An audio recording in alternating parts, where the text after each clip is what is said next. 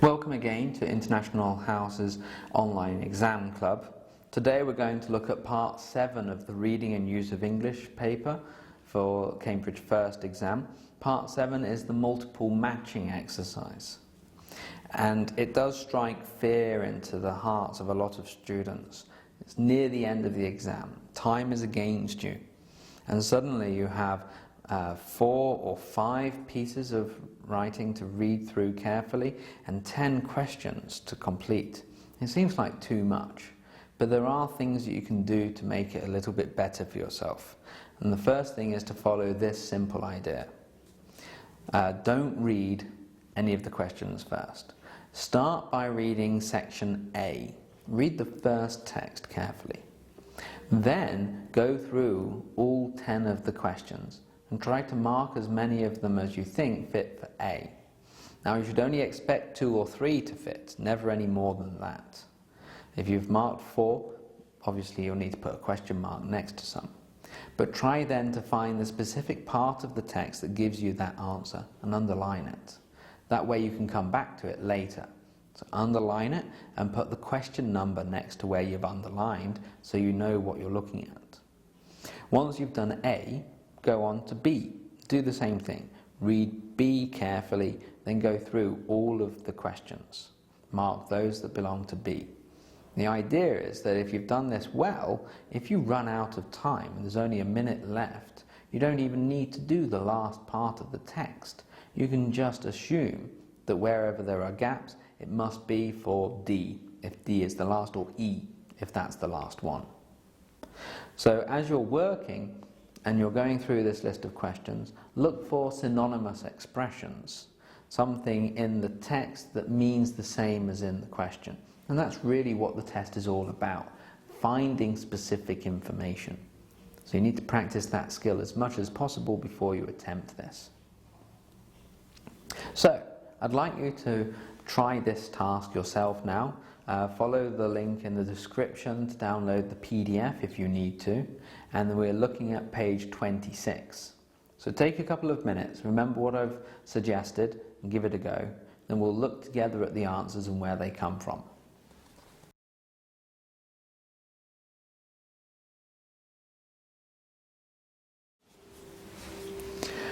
Okay, let's have a look at where the answers come from for text A first of all. And for A, there should be 2 answers. We should have number 45, which is a change which helped her to pursue her hobby. And this comes about halfway through the paragraph. Soon after that, we moved to a house which was almost on the beach. That's the change. She moved. And then number 49, we also want A. This one is her enthusiasm for the sea being recognized by someone else. Who was the somebody else? Her mother, probably. We both soon realized I had an unstoppable appetite. Your appetite is your enthusiasm, and because it says we know it's more than one person. We don't need to say who it is, we just need to know that it is more than one person. In part B, again we have 2 answers, and the first one is number 46, continuing to surf even when the conditions were unfavorable. This comes right at the end of the text. It says, right through the winter months as the temperatures dropped and the sea was really wild. And the other one we want is number 51, which is not being concerned that she stood out from others. If you're not concerned that something doesn't bother you. And we have that at the beginning. Being the only girl in the water when I was learning to surf never bothered me.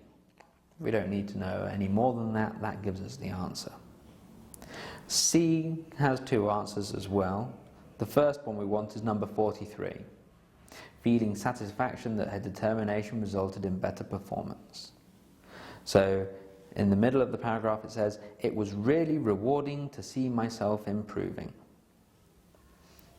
Then the number 48 is also for C. 48 is being aware that it would take time for her abilities to be recognized. Convincing them that I could hold my own in the waves wasn't going to happen overnight. If something takes time, it doesn't happen overnight. Okay, so then moving on to D, the first answer we want is number 44, which is the problem of having to wait for conditions to be favourable for surfing. You can never guarantee, she says at the end of the paragraph, waves at a certain time on a certain day, and there's vast amounts of hanging around. And then the other one for D is number 52, where it says people appreciating her serious attitude towards her surfing. We want, in the middle of the paragraph, they knew I wasn't messing about. And this is the idea of a serious attitude. For E, we want number 47, the pleasure she gets from seeing others succeed. It's been fantastic introducing so many people to the sport, and it's even better when you get to see their big grins when they stand up for the first time. And then finally, number 50, an admission that she doesn't think about what she's doing when she surfs. Everything you've been doing instinctively without really noticing for the last 15 years. That gives us the answer. So it's this idea of looking for synonyms, but not just that.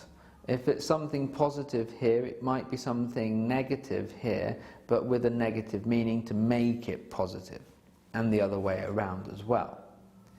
And you will find it easier to go back over your answers if you underline and write the question number next to the underlining in the text. So if you're in a rush, remember that little idea of leaving the last one, just trying to do the others, and by a process of elimination, leaving those answers for the end. And that's it for the Reading and Use of English paper for FCE. If you've got any questions about this, leave a comment below.